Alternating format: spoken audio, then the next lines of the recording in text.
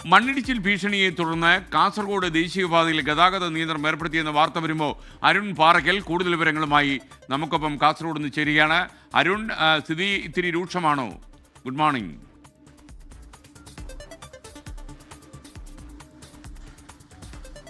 എസ്കെൻ, ജാഗ്രതാ നിർദ്ദേശം മാത്രമാണ്. ഇതുവരെയും മണ്ണിടിച്ചിലൊന്നും തന്നെ ഉണ്ടായിട്ടില്ല. ജാഗ്രതാ നിർദ്ദേശം മാത്രമാണ്. മുൻപ് ഈ ബേവിഞ്ച, വീരമലക്കുന്ന്, മട്ടലായിക്കുന്ന് എന്നീ പ്രദേശങ്ങളിലൊക്കെ തന്നെ മണ്ണിടിഞ്ഞിരുന്നു. അത് വീരമലക്കുന്നിലൊക്കെ അതിരൂക്ഷമായി മണ്ണിടിഞ്ഞ ദേശീയപാതയൊക്കെ മണ്ണ് മൂടുന്നൊരു സ്ഥിതി ഉണ്ടായി. ഒരു വാഹനം അന്ന് കഷ്ടിച്ചാണ് രക്ഷപ്പെട്ടത്. ഒരു പാസഞ്ചർ വാഹനം കഷ്ടിച്ചാണ് രക്ഷപ്പെട്ടത്.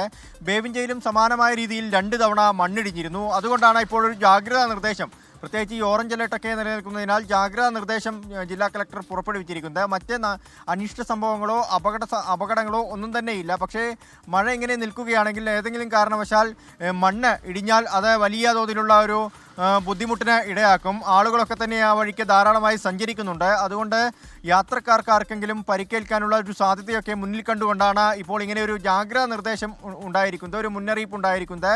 വീരമലക്കുന്ന്, അതുപോലെ തന്നെ ബേവിഞ്ച തുടങ്ങിയ പ്രദേശങ്ങളിലൂടെ ഈ പാസഞ്ചർ യാത്രക്കാർക്കുള്ള അനുമതി നിഷേധിച്ചിട്ടുണ്ട്. ഇപ്പോൾ നിരോധനമാണ് ഏർപ്പെടുത്തിയിരിക്കുന്നത്. ഹെവി വെഹിക്കിൾ, അതായത് വലിയ ചരക്ക് വാഹനങ്ങളൊക്കെ ആ പ്രദേശം കൂടെ കടന്നു പോകാമെന്നാണ് ജില്ലാ കളക്ടർ അറിയിച്ചിരിക്കുന്നത്.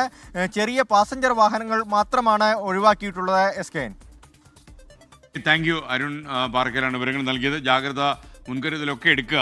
ലോകത്തെവിടെയായാലും ഏത് സമയത്തും 24 വാർത്തകളും ഓഗ്മെന്റഡ് റിയാലിറ്റി പാക്കേജുകളും എക്സ്പ്ലെയിനറുകളും വിശദമായി കാണാൻ ഞങ്ങളുടെ യൂട്യൂബ് ചാനൽ നിങ്ങൾക്ക് സബ്സ്ക്രൈബ് ചെയ്യാം.